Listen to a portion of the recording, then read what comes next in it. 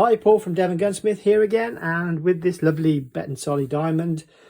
The issue is a loose fore-end, and this is pretty much universal situation and a universal solution. So let's get into it. If you enjoy the content, don't forget, like, subscribe and click the notification bell.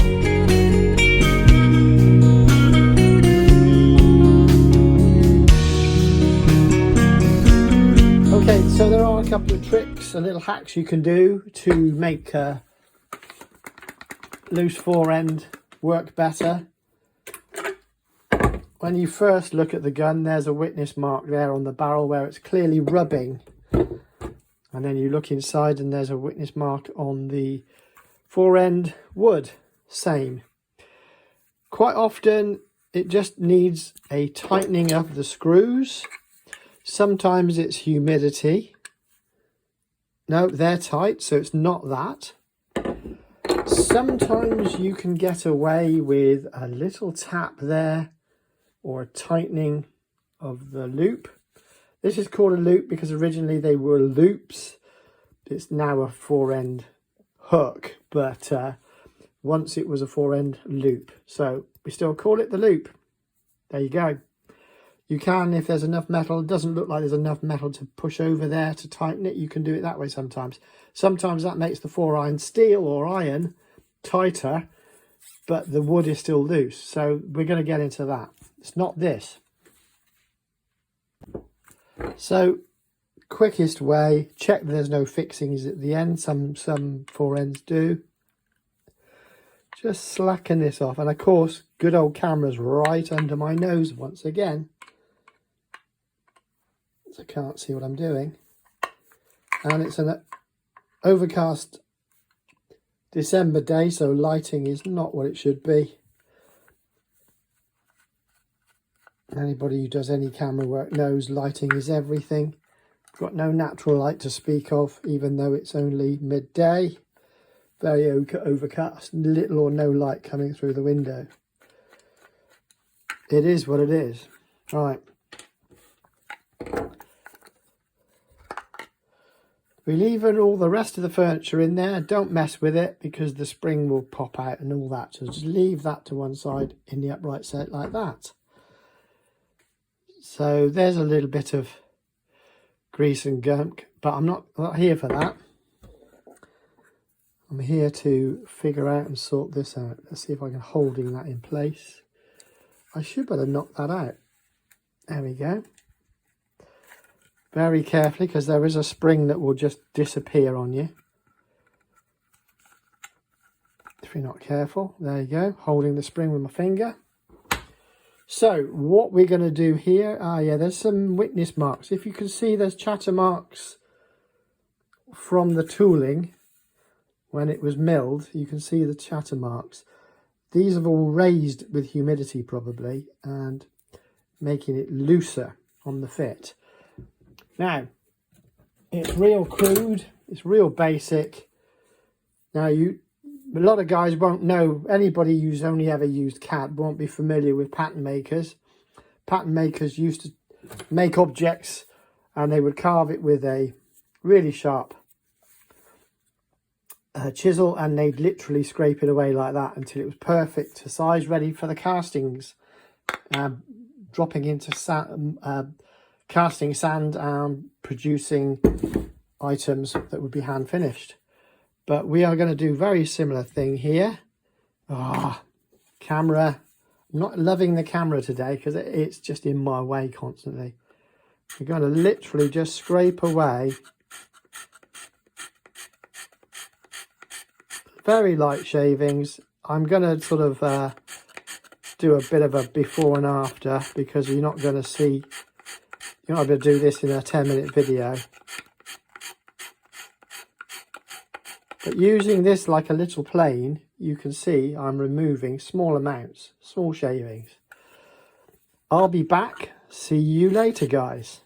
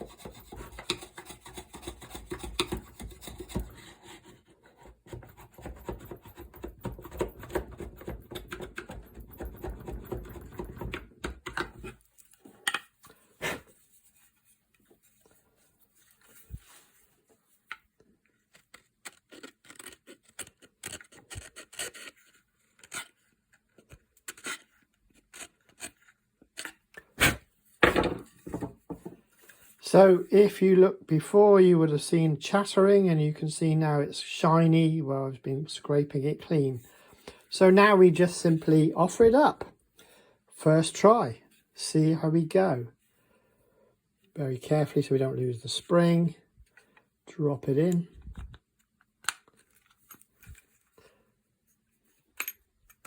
Lovely.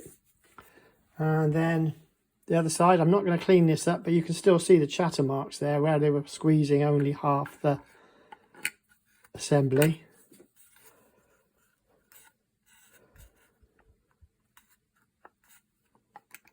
Something's not aligning there. It's fouling up there, look. Okay, let's get this in. And tightened up. I'm going to have to clean that up shortly, but let's just get this working.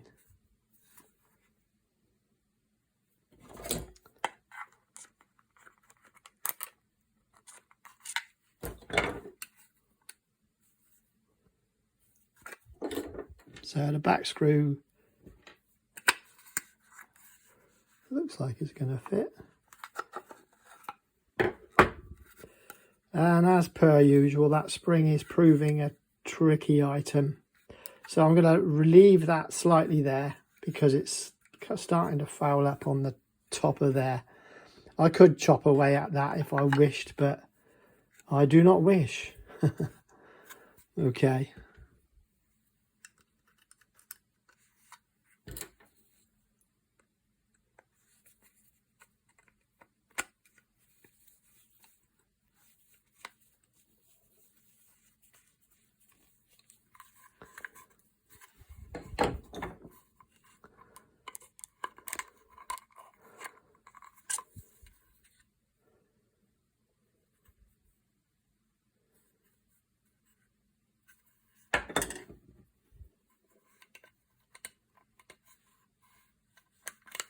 Almost like it's out of alignment, but it's not. It must be an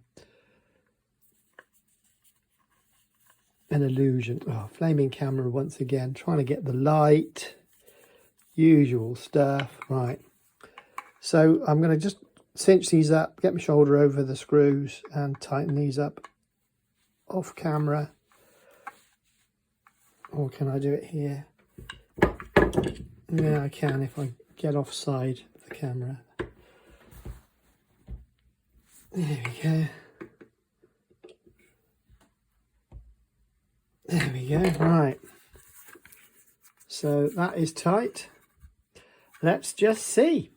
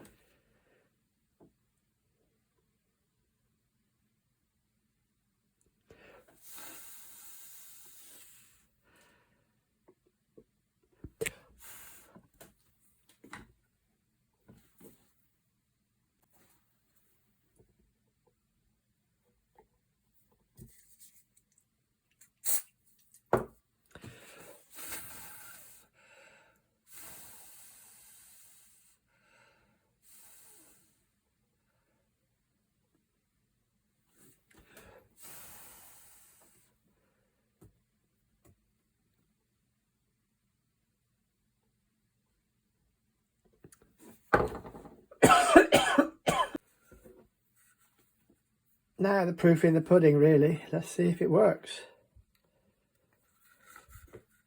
It's not my first rodeo, but it's always a bit more interesting when I'm doing it live for the camera. That's trying to fall out on me. Just when I don't need it to.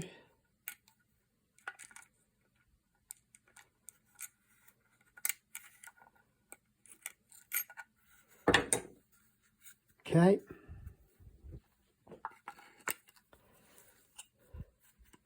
I'm sure I'll get a troll saying, "Oh, you could have shown us that from the beginning."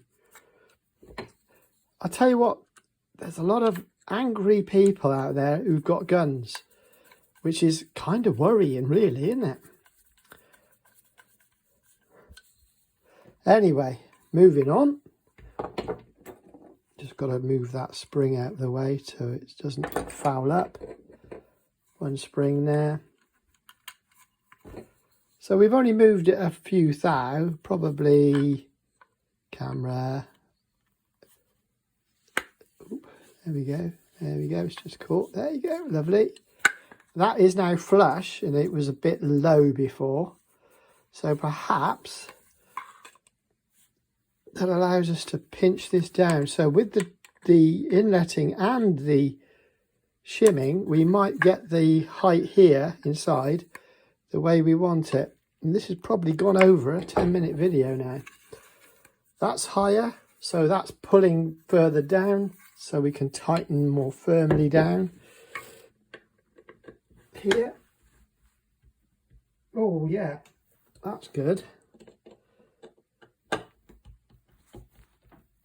I don't know whether my elbow is in the way or not, but there we go.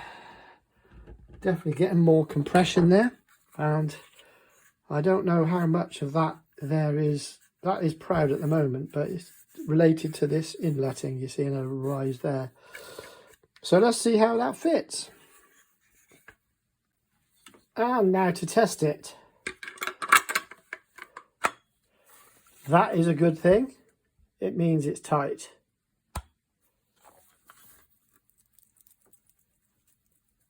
No rattle. So there you go, guys. Another little quick hack. And just to remind you guys, I've got to make it clear, right? These are hacks that gunsmiths do use. They won't admit it. They won't want to admit it. But a little knowledge does go a long way, as you can see. So these are things that you can do at home. Save yourself a few dollars or pounds. The gun trade are going to hate me for this. I am the Penn and Teller, if you will, of the gun trade. They don't like it when I do things like this. So it is what it is. This channel is because I'm trying to share a bit of information with you on how to look after your gun. And this is one of those quick and easy tips and tricks. You see that the inletting is not proud. It's not high. It's still within tolerances. But look, the noises you hear, my fingers squeaking against this, look, nothing. That's it for you guys. Hope you enjoyed it. See you soon.